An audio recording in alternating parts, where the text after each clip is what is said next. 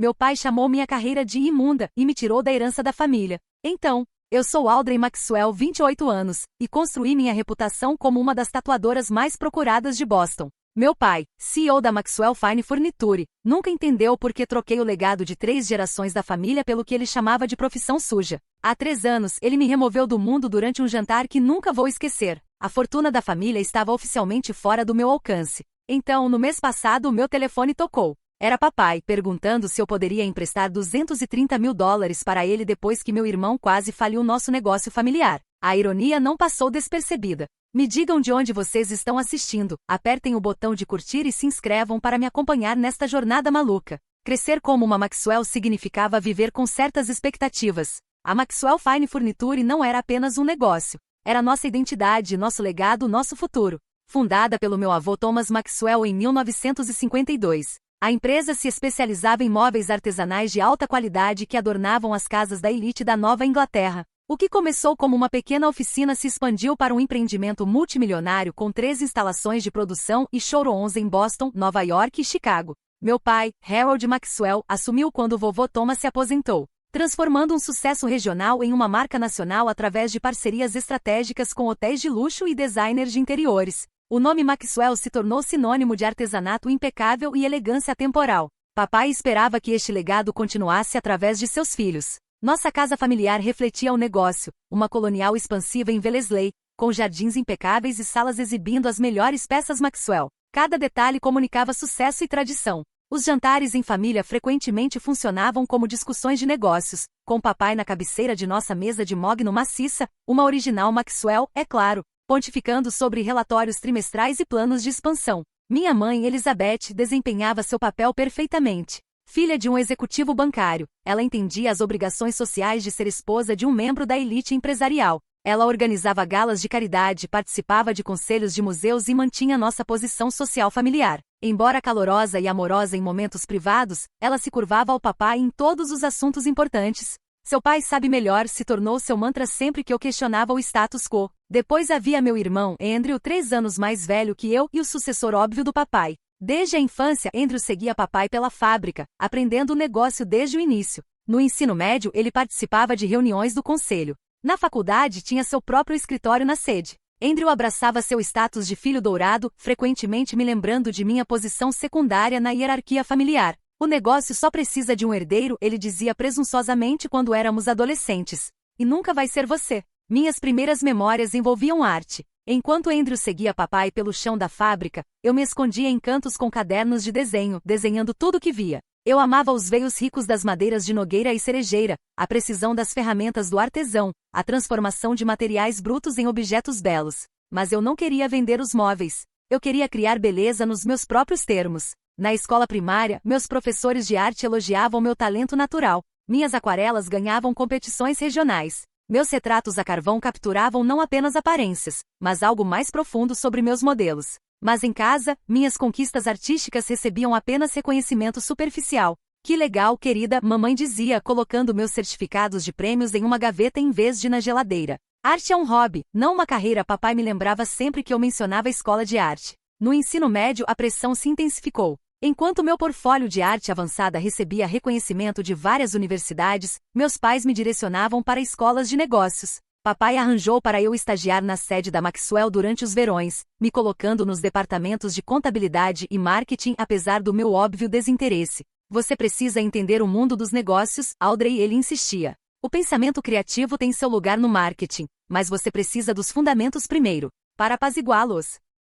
Me matriculei na Escola de Negócios da Universidade de Boston, diligentemente frequentando aulas de economia e administração enquanto me sentia cada vez mais vazia por dentro. Meus cadernos de desenho juntavam poeira. Meus pincéis secaram. No segundo ano, eu mal me reconhecia, a garota vibrante e criativa substituída por uma estudante deprimida passando pelos movimentos para agradar outros. Minha colega de quarto, Tara Johnson, testemunhou minha espiral descendente e interviu numa noite chuvosa de outubro quando me encontrou olhando fixamente para um livro de análise financeira, lágrimas escorrendo pelo meu rosto. Esta não é você, ela disse simplesmente, fechando meu livro. Venha comigo. Naquela noite, Tara me levou a uma exposição de arte underground em Somerville. O armazém convertido pulsava com energia, paredes cobertas com tudo, desde pinturas tradicionais até arte de grafite. Mas o que chamou minha atenção foi uma mulher criando designs intrincados no braço de um cliente. Jasmine Cruz, uma tatuadora com 10 anos de experiência, trabalhava com tal precisão e arte que eu não conseguia desviar o olhar.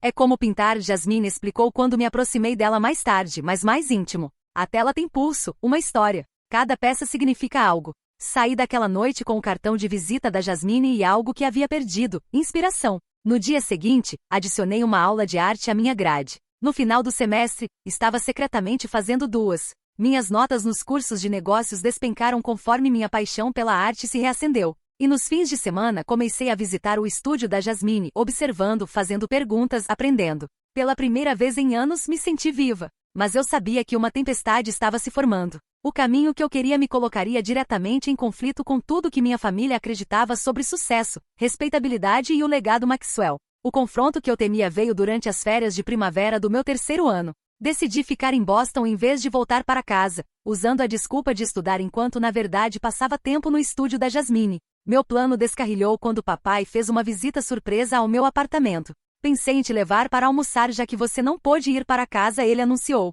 Então congelou quando viu as paredes da minha sala cobertas com obras de arte e designs de tatuagem. Seu rosto se transformou de surpresa para decepção para raiva conforme expliquei minha decisão de seguir arte em vez de negócios. Quando mencionei especificamente a arte da tatuagem, sua tez ficou em tons alarmantes de vermelho. Tatuagens, ele praticamente cuspiu a palavra. A Maxwell Fine Furniture tem uma reputação centenária de classe e refinamento. E você quer marcar corpos das pessoas para viver. É arte, papai, tentei explicar. É trabalho significativo. É uma tendência para degenerados e rebeldes, ele me interrompeu. Nenhum filho meu vai jogar fora gerações de respeitabilidade por alguma bobagem contracultural. O ultimato veio rapidamente: voltar a focar exclusivamente nos estudos de negócios ou perder seu apoio financeiro. Com 2 semestres antes da formatura, a ameaça era significativa. Mas algo em mim havia mudado. Eu não conseguia voltar àquela versão sem vida de mim mesma. Então vou descobrir sozinha, disse baixinho. Fiel à sua palavra, papai me cortou completamente.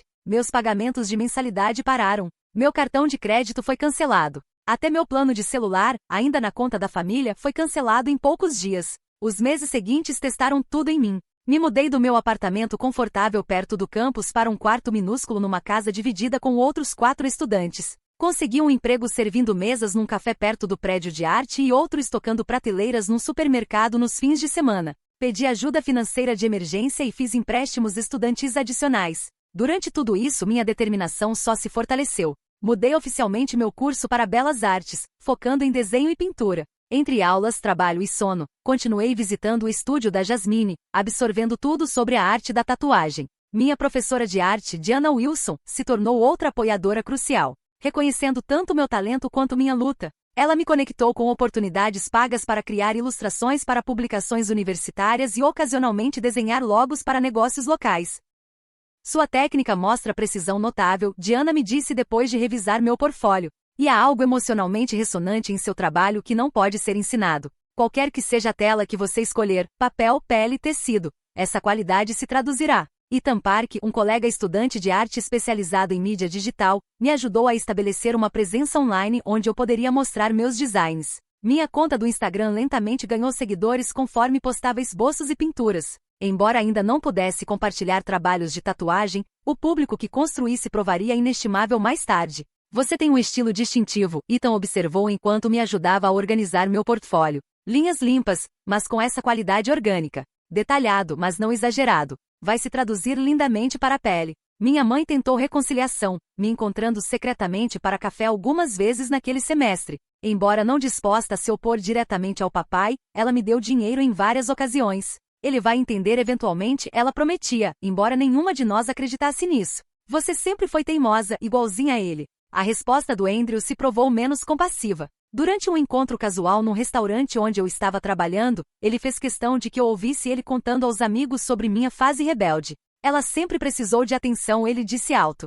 Papai acha que ela vai voltar implorando para se juntar ao negócio da família em 1 ano. Apesar desses desafios, o dia da formatura chegou com um senso de triunfo. Embora meus pais tenham comparecido à cerimônia, a tensão era palpável. Papai apertou minha mão formalmente em vez de oferecer os abraços que vi outros pais dando aos filhos. Mamãe me abraçou rapidamente, sussurrando parabéns enquanto olhava nervosamente para papai. Minha verdadeira celebração veio depois numa pequena festa que Jasmine organizou em seu estúdio.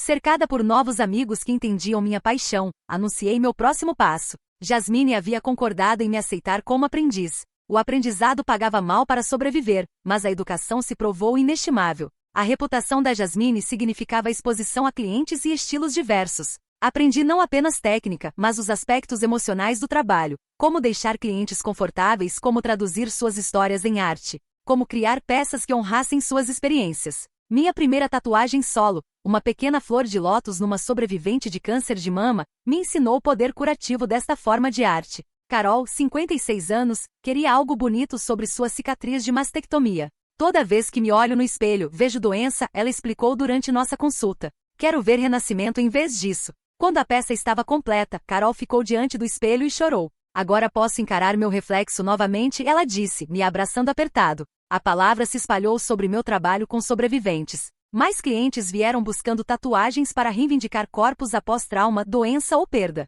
Enquanto alguns artistas perseguiam designs da moda ou clientes famosos, encontrei meu nicho na arte transformadora e curativa. As redes sociais amplificaram meu alcance. Meus seguidores no Instagram cresceram de centenas para milhares conforme clientes compartilhavam suas experiências. Uma matéria numa revista regional de tatuagem trouxe mais reconhecimento. Em 18 meses após a formatura, eu tinha uma lista de espera de 3 meses e havia dobrado minhas taxas iniciais. Durante este período de crescente sucesso profissional, as conexões familiares murcharam. Reuniões de feriado se tornaram exercícios de silêncio desconfortável ou comentários pontiagudos. Papai nunca mencionou diretamente minha carreira, se referindo vagamente à minha situação atual. Andrew fazia comentários mal disfarçados sobre carreiras reais e lealdade familiar. Só ocasionalmente, através dos comentários cuidadosos da mamãe, eu vislumbrava problemas se formando na Maxwell Fine Furniture. Dicas sobre condições desafiadoras do mercado e estratégias inovadoras mas não comprovadas do Andrew sugeriam que nem tudo estava bem com o negócio familiar. O contraste entre minha carreira crescente e a desaprovação da família criou uma dissonância dolorosa. Eu estava encontrando minha voz profissionalmente enquanto era silenciada pessoalmente. Algo eventualmente teria que ceder. O ponto de ruptura veio durante o que deveria ter sido uma celebração, meu 25º aniversário. Mamãe me convenceu a comparecer a um jantar em família em casa, sugerindo que papai havia amolecido e poderia estar pronto para a reconciliação. Cheguei esperançosa, trazendo fotos do portfólio dos meus melhores trabalhos para compartilhar se a oportunidade surgisse. A noite começou estranha, mas cordialmente. Mamãe havia preparado minhas comidas favoritas. Até Andrew conseguiu manter conversa civil sobre tópicos neutros como a temporada do Red Sox e o clima normalmente quente. A fachada rachou quando papai mencionou que estava atualizando seu testamento e planejamento sucessório. O fundo da família precisa proteger os interesses do negócio, ele disse, olhando diretamente para mim. Tomei algumas decisões sobre o futuro da Maxwell Fine Furniture. Assenti, não esperando nada. O que veio a seguir ainda me surpreendeu. Removi você como beneficiária, ele continuou com naturalidade, como se discutindo uma pequena mudança de horário. Andrew herdará controle total da empresa e a maioria de nossos bens pessoais. Embora eu essencialmente tivesse antecipado esse resultado, ouvir isso declarado tão friamente no que supostamente era meu jantar de aniversário foi como um golpe físico. Você escolheu um caminho que contradiz tudo pelo qual esta família defende. Papai continuou, se animando com o assunto. Esta fase de tatuagem não é uma fase, interrompi. É minha carreira. Uma bem-sucedida. A expressão do papai endureceu. Desenhar figuras na pele das pessoas não é uma carreira. É uma indulgência suja que atende aos piores impulsos das pessoas em direção à autodesfiguração permanente.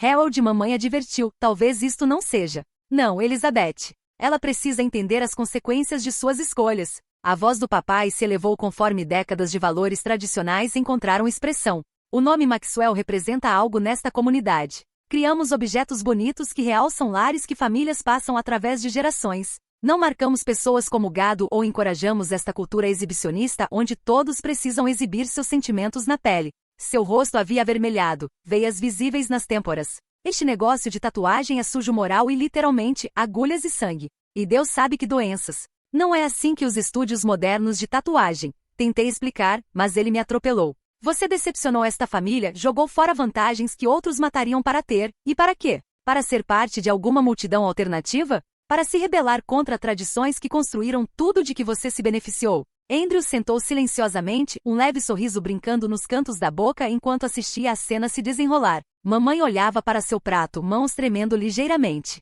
Então é isso? Perguntei quando papai finalmente pausou para respirar. 25 anos como sua filha apagados porque escolhi um caminho diferente? Você se apagou desta família quando rejeitou nossos valores, papai respondeu friamente. Andrew continuará o legado Maxwell. Você se tornou irrelevante para ele. O quarto ficou silencioso. Mamãe enxugou lágrimas com o guardanapo. Andrew examinou suas unhas com casualidade exagerada. E algo dentro de mim finalmente misericordiosamente se libertou. Levantei lentamente, dignidade se reunindo ao meu redor como armadura. Obrigada por esclarecer nossa posição. Não vou desperdiçar mais tempo seu ou meu fingindo que podemos reconciliar suas expectativas com minha realidade. Virei para minha mãe. Eu te amo, mamãe. Você sabe como me encontrar se quiser. Para Andrew, parabéns pela sua herança. Espero que você entenda seu verdadeiro valor antes que seja tarde demais. E finalmente para meu pai. Tenho orgulho do trabalho que faço. Ajudo pessoas a curar, celebrar e se transformar. Meus clientes confiam em mim com suas histórias e seus corpos.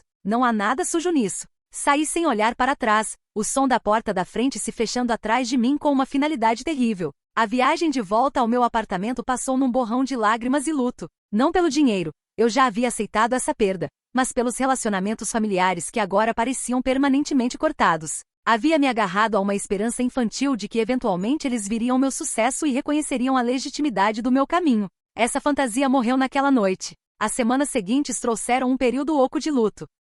Amigos se reuniram ao meu redor. Diego do estúdio trazendo café e sentando silenciosamente comigo quando as palavras falhavam. Tara dirigindo de Nova York, onde havia se mudado após a faculdade. Jasmine oferecendo tanto distração profissional quanto conselho pessoal. Famílias são complicadas. Jasmine compartilhou uma noite enquanto fechávamos o estúdio. Meus pais não falaram comigo por 2 anos depois que abandonei a escola de enfermagem para seguir tatuagem. Agora meu pai orgulhosamente mostra fotos do meu trabalho para seus amigos na igreja. A diferença é que sua família mudou de ideia, apontei. Porque tive sucesso nos meus próprios termos, ela respondeu. Construa algo inegável, Audrey. O sucesso nem sempre muda mentes, mas exige respeito. Essas palavras se tornaram meu mantra conforme o luto se transformou em determinação. Se minha família não podia me aceitar, eu construiria um novo sistema de apoio. Se meu pai não podia ver valor no meu trabalho, eu criaria valor tão substancial que não poderia ser ignorado. Me joguei no desenvolvimento do meu plano de negócios. Com 3 anos de experiência, uma base sólida de clientes e reconhecimento crescente,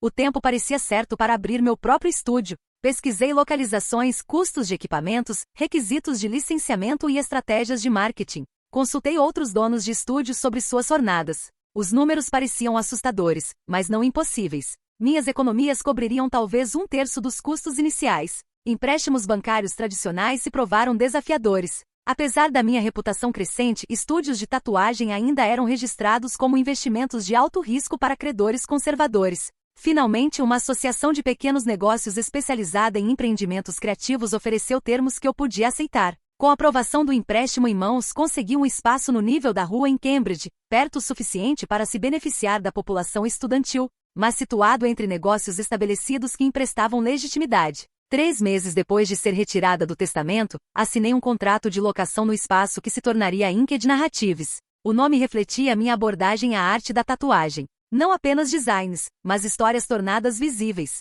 Narrativas pessoais transformadas em arte. Cada elemento do estúdio, das paredes azul acinzentadas calmantes às áreas de consulta privadas, foi projetado para comunicar profissionalismo e integridade artística. A noite antes de nossa grande abertura, fiquei sozinha no espaço completo, simultaneamente aterrorizada e exaltada. Tudo que eu possuía estava investido nessas salas. Meu nome, não Maxwell, mas simplesmente Audrey, adornava a porta. O que quer que acontecesse a seguir seria inteiramente de minha própria criação. 2 anos passaram voando num turbilhão de sucesso crescente. Inked Narratives rapidamente se estabeleceu como um dos destinos premium de tatuagem de Boston, conhecido por arte excepcional e designs significativos. O que começou como uma operação de uma mulher expandiu para incluir 3 artistas adicionais e uma recepcionista dedicada. Minha lista de espera se estendeu para 4 meses para peças grandes. Clientes viajavam de estados vizinhos especificamente para trabalhar comigo. Minhas taxas triplicaram dos meus dias de aprendiz, refletindo tanto a demanda quanto a crescente complexidade do meu trabalho.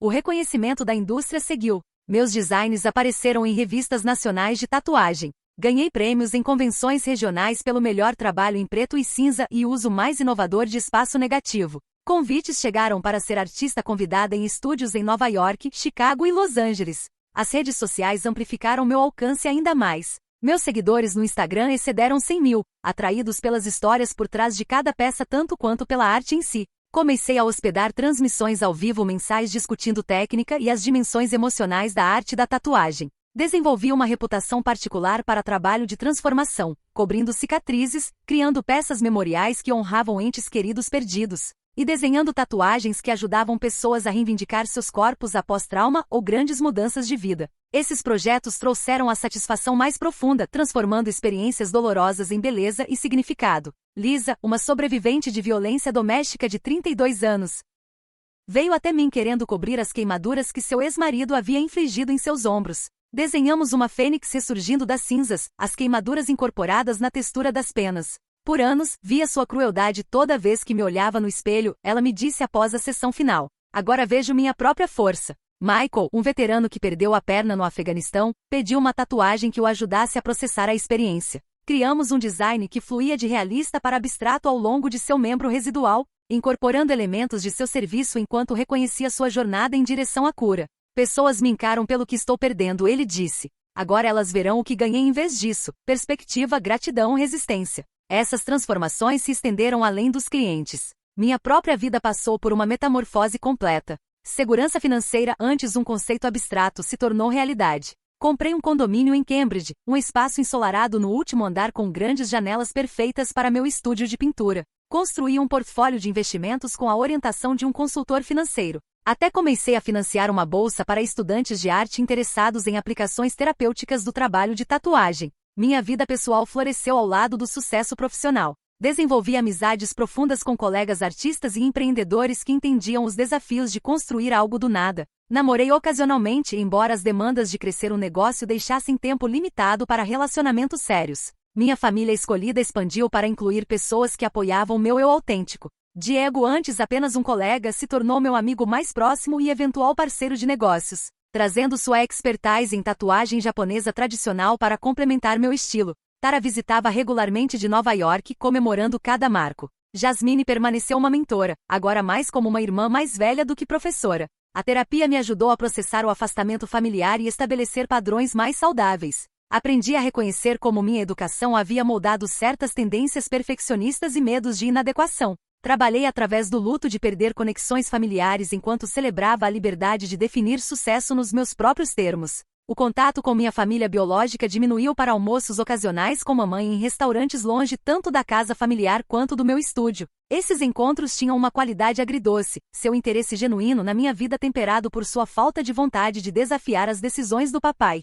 Ele pergunta sobre você às vezes, ela mencionou durante um desses almoços. Do seu jeito, acho que sente sua falta. Mas não o suficiente para me ligar ele mesmo, observei sem amargura, simplesmente declarando um fato. Você conhece seu pai. Orgulho é sua maior força e maior fraqueza. Dessas conversas cuidadosas, obtive fragmentos de informação sobre o negócio familiar. As vendas haviam se estabilizado e depois declinado ligeiramente. Andrew havia implementado planos de expansão agressivos apesar dos instintos mais conservadores do papai. Eles haviam aberto novos showrooms em mercados que não estavam performando conforme projetado. Senti pontadas ocasionais de preocupação pelo legado familiar, rapidamente substituídas pelo lembrete de que havia sido considerada irrelevante para esse legado. Minha energia pertencia à construção do meu próprio. A vida se estabeleceu numa nova normalidade, ocupada, gratificante, ocasionalmente exaustiva, mas autenticamente minha. A dor da rejeição familiar desbotou de aguda para crônica, uma dor de fundo que inflamava ocasionalmente mas não dominava mais minha paisagem emocional.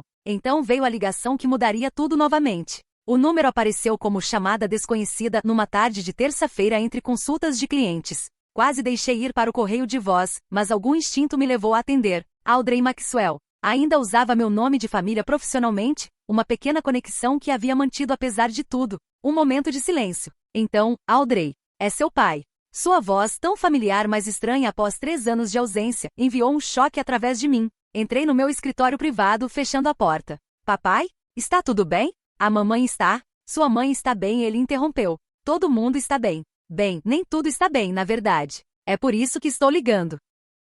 A estranheza no tom dele me surpreendeu. Harold Maxwell, sempre comandante certo, suave hesitante, quase desconfortável. Eu não te incomodaria, mas a situação é complicada. O negócio está enfrentando alguns desafios. Desafios significativos. Meu punho se apertou no telefone. O que quer que eu esperasse desta ligação após anos de silêncio, não era isto. Que tipo de desafios? Papai suspirou pesadamente. Financeiros. Os novos showrooms que Andrew pressionou não performaram. A localização de Chicago está sangrando dinheiro. E alguns investimentos que ele fez, bem, não deram certo. Sentei, processando esta informação. A poderosa Maxwell Fine Furniture, o negócio que meu pai havia considerado prestigioso demais para alguém com minha carreira suja, estava em problemas. Sinto muito em ouvir isso, disse neutralmente. Mas não tenho certeza porque está me contando isso após 3 anos sem contato. Outro silêncio se estendeu entre nós. Quando ele falou novamente, sua voz havia caído quase para um sussurro. Precisamos de capital. Rapidamente. O banco chamou alguns empréstimos, e estamos enfrentando uma crise de fluxo de caixa que poderia nos forçar à falência em 60 dias. E Andrew não pode resolver este problema? Não consegui manter a ironia da minha voz. As decisões do Andrew criaram este problema, papai admitiu, um reconhecimento que deve ter lhe custado caro. Ele assumiu riscos que aconselhei contra, fez compromissos baseados em projeções excessivamente otimistas. E agora? E agora você precisa de dinheiro? Terminei por ele. Sim. A palavra pareceu fisicamente dolorosa para ele pronunciar. $230 mil preencheria a lacuna até que os pedidos sazonais cheguem completamente. Pagaríamos de volta com juros, é claro. O valor me atordoou. Embora meu negócio fosse bem-sucedido, essa quantia representava a maior parte das minhas economias pessoais e portfólio de investimentos. É uma quantia significativa, papai. Eu sei. Sua voz se fortaleceu ligeiramente. Sua mãe mencionou que seu negócio está indo bem. Ela me mostrou um artigo sobre seu trabalho em alguma revista. Nenhum reconhecimento do meu sucesso. Nenhum parabéns. Apenas a sugestão implícita de que já que eu tinha dinheiro, deveria dá-lo a eles. Vou precisar pensar sobre isso, disse cuidadosamente. E gostaria de entender exatamente o que está acontecendo com o negócio antes de tomar qualquer decisão. O alívio do papai por não ter sido imediatamente rejeitado deu lugar à defensividade. Não precisamos que você examine nossos livros ou questione a liderança do Andrew. Só precisamos de um empréstimo de curto prazo para superar a situação.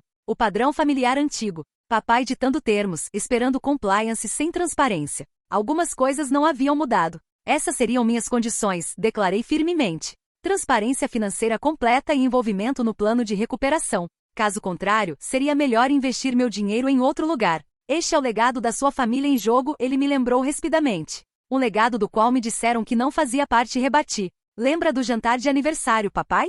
Quando você chamou minha carreira de suja e me cortou do testamento. Quando disse que havia me tornado irrelevante ao legado Maxwell. Silêncio novamente. Eu quase podia vê-lo lutando entre orgulho e necessidade. Coisas foram ditas com raiva, ele finalmente ofereceu, não exatamente um pedido de desculpas. Sim, foram.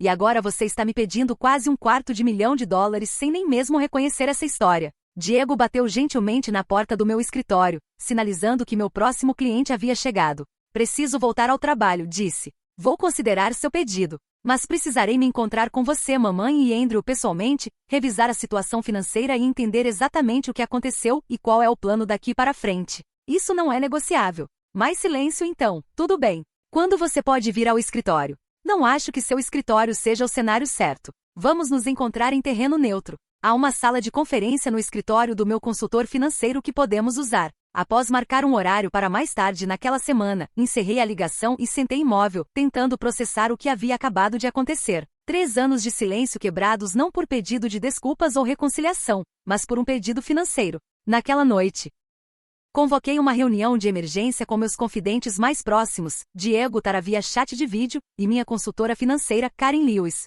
Sobre comida para viagem na minha sala, expus a situação.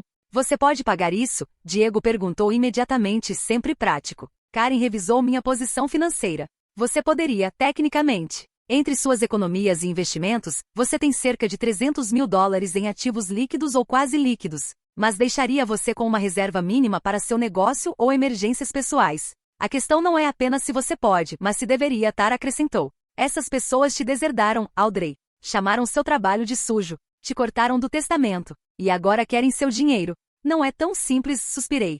Sim, há mágoa e história. Mas ainda é minha família. E não são apenas papai e Andrew. É também mamãe que está presa no meio. Além de dezenas de funcionários que dependem da Maxwell para sua subsistência. E um valor menor?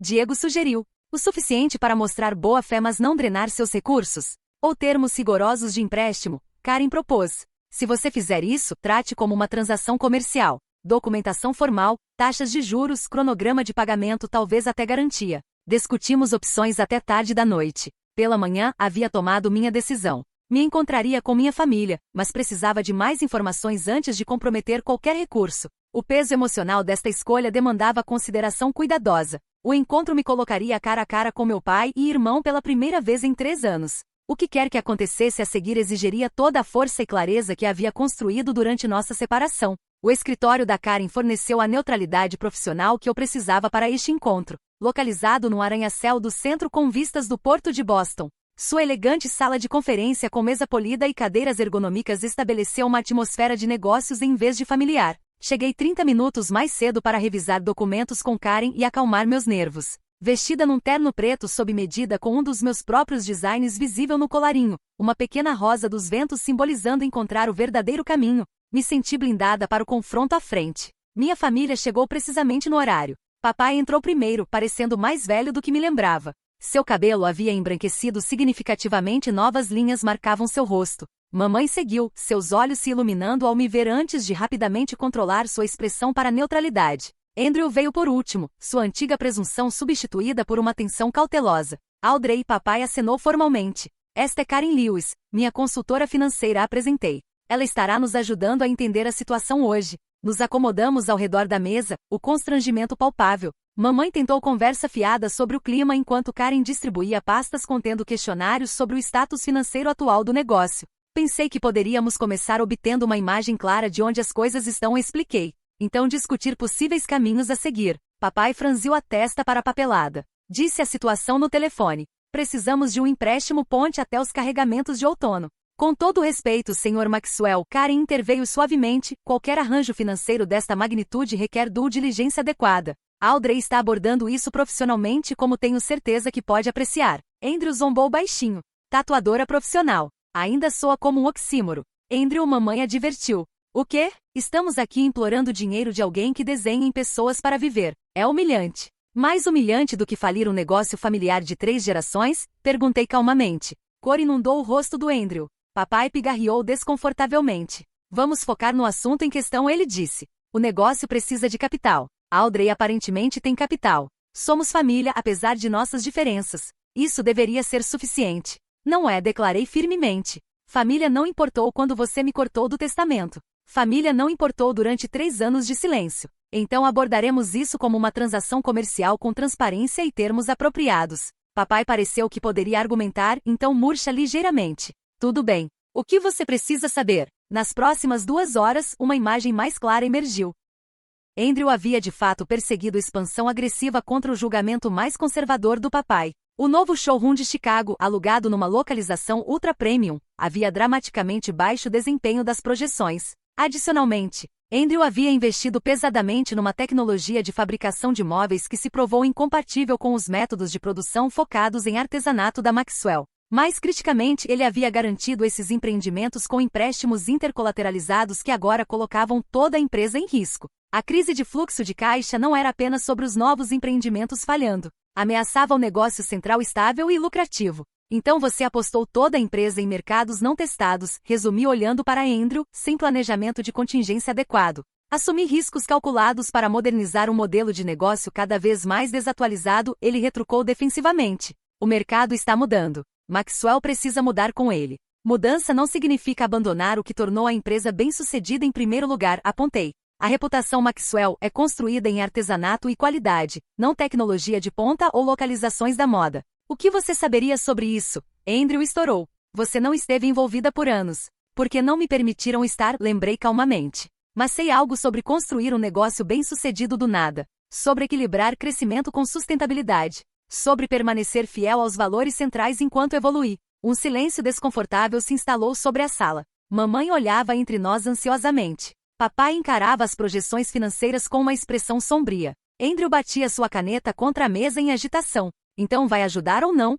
Papai finalmente perguntou, sua voz descaracteristicamente subjugada. Respirei fundo, me centralizando para o que vinha a seguir. Antes de responder isso, preciso dizer algo. Me endireitei na cadeira, encontrando os olhos de cada membro da família por sua vez. 3 anos atrás, vocês me disseram que havia decepcionado a família. Que minha escolha de carreira era suja. Que havia me tornado irrelevante ao legado Maxwell. Papai se mexeu desconfortavelmente, mas não interrompeu. Essas palavras machucaram profundamente. Mas também me libertaram para construir algo autêntico a quem sou. Criei um negócio que não é apenas financeiramente bem-sucedido, mas significativo. Meu trabalho ajuda pessoas a curar, celebrar, comemorar. Não há nada sujo ou vergonhoso nisso. Entendemos que você se saiu bem, mamãe interveio gentilmente. Estamos orgulhosos.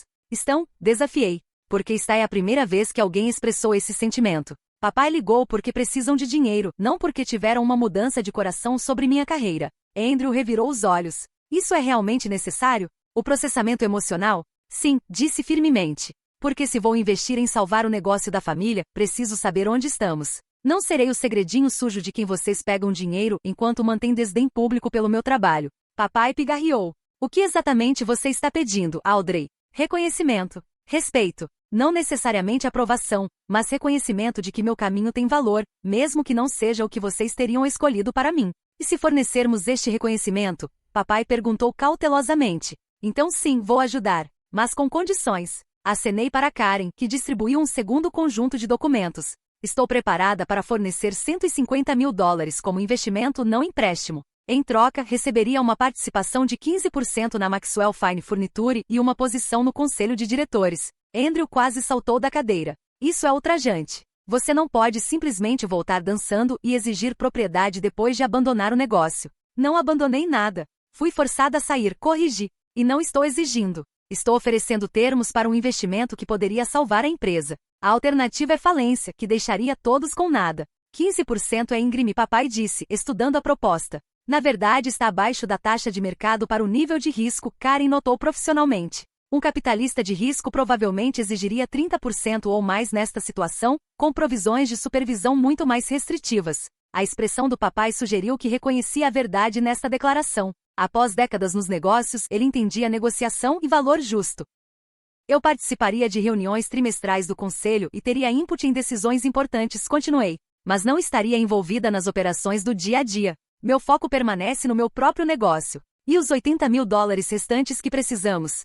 Papai perguntou. Posso fornecer isso como um empréstimo convencional com juros razoáveis e um período de pagamento de 2 anos. Karen delineou os termos propostos. Mamãe olhava entre papai e eu ansiosamente. Andrew fervia silenciosamente. O peso da decisão pairava no ar entre nós. Papai encarou os documentos por uma eternidade. Eu quase podia ver a luta interna, seu orgulho guerreando com necessidade prática. Ressentimentos antigos lutando com respeito relutante pela mulher de negócios que eu havia me tornado. Finalmente, ele olhou para cima. Você construiu algo impressionante, Audrey. Seu estúdio.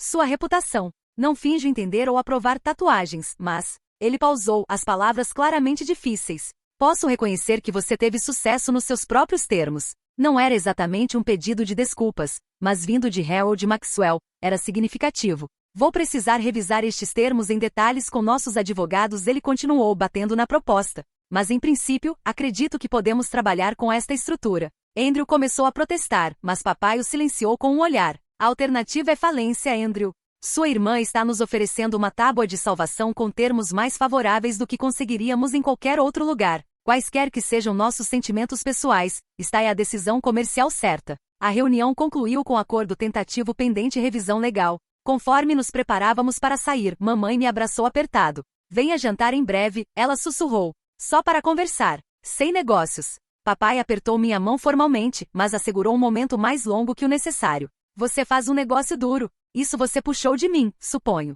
Andrew saiu sem falar, suas costas rígidas de ressentimento. Enquanto os via partir, não senti nem triunfo nem vingança, apenas uma certeza tranquila de que algo fundamental havia mudado. O relacionamento nunca voltaria ao que havia sido antes de nosso afastamento, mas talvez pudesse evoluir para algo novo. Algo baseado em respeito mútuo em vez de obrigação ou expectativa. 1 ano após aquela reunião crucial, sentei no meu estúdio revisando os relatórios trimestrais mais recentes da Maxwell Fine Furniture. A empresa havia se estabilizado notavelmente. O showroom de Chicago havia sido redimensionado para uma localização mais apropriada. O negócio central de móveis artesanais de alta qualidade havia sido reenfatizado em todo o material de marketing. Mais importante, os empréstimos intercolateralizados haviam sido reestruturados para proteger os ativos fundamentais da empresa. Minha propriedade de 15% se provou menos sobre controle e mais sobre ter uma voz. Nas reuniões trimestrais do conselho, oferecia perspectiva de fora da bolha familiar, às vezes desafiando o pensamento tradicional, às vezes apoiando-o, sempre focada em equilibrar tradição com inovação. Papai havia gradualmente passado a valorizar meu input. particularmente sobre marketing para demografias mais jovens e desenvolvimento de uma presença online que mantinha o prestígio da marca. Embora nunca fosse ficar confortável com a cultura da tatuagem, havia parado de usar a palavra suja para descrever minha profissão. O ajuste do Andrew se provou mais desafiador. Inicialmente ressentido com meu envolvimento, mantinha uma distância profissional fria durante reuniões. Com o tempo, conforme o negócio se recuperava sob a estratégia modificada, sua hostilidade degela ligeiramente. Não éramos amigos ou mesmo irmãos amigáveis, mas havíamos alcançado uma détente baseada em interesse mútuo no sucesso da empresa. Meu relacionamento com mamãe floresceu mais significativamente. Nossos jantares mensais se tornaram semanais. Ela visitou meu estúdio pela primeira vez, inicialmente nervosa, mas cada vez mais interessada em entender meu trabalho. Ela até me apresentou às amigas sem desculpas ou explicações, simplesmente como minha filha Audrey, a artista. Inked Narratives continuou prosperando ao lado de meu envolvimento com Maxwell. Havíamos expandido para uma segunda localização em Portland, com Diego gerenciando aquele estúdio enquanto eu mantinha o flagship de Boston. Minha lista de espera se estendeu para 6 meses apesar de taxas mais altas. Um documentarista havia me abordado sobre apresentar meu trabalho transformativo com sobreviventes de trauma num projeto próximo. Minha vida pessoal também encontrou equilíbrio. Estava namorando James, um arquiteto com sua própria firma, há 8 meses. Ele apreciava tanto meu lado artístico quanto meu acume comercial, entendendo a agenda exigente de um empreendedor porque vivia isso ele mesmo. A vida não era perfeita. Reuniões familiares ainda tinham momentos de tensão. Papai ocasionalmente fazia comentários sem tato sobre minha carreira em comum. Andrew podia ser desdenhoso durante desacordos nas reuniões do conselho. Mas comparado ao afastamento completo de 3 anos, a realidade atual parecia um progresso notável. A maior mudança não estava na minha família, mas em mim. Não buscava mais aprovação ou validação de fontes externas. Meu valor não era determinado por inclusão num testamento ou aceitação de minhas escolhas de carreira. Havia construído sucesso, significado e comunidade nos meus próprios termos. A ironia não passou despercebida. Ser cortada da fortuna da família me havia forçado a criar a minha própria. Ser rotulada como irrelevante ao legado familiar me havia libertado para estabelecer um legado pessoal que eventualmente ajudou a salvar o próprio negócio que me havia rejeitado. A estranha simetria da vida continuava a me surpreender. As habilidades que me fizeram uma tatuadora bem-sucedida, ouvir profundamente os clientes, traduzir emoções complexas em linguagem visual, criar beleza da dor, se traduziram inesperadamente bem para ajudar a navegar dinâmicas de negócios familiares. Conforme fechei o relatório trimestral e me preparei para meu cliente da tarde, reflete sobre a jornada. De desistente da escola de negócios para dona de estúdio bem-sucedida. De filha deserdada para membro do conselho. De buscar validação externa para encontrar força interna. O caminho não havia sido reto ou fácil, mas havia sido autenticamente meu. E isso fez toda a diferença.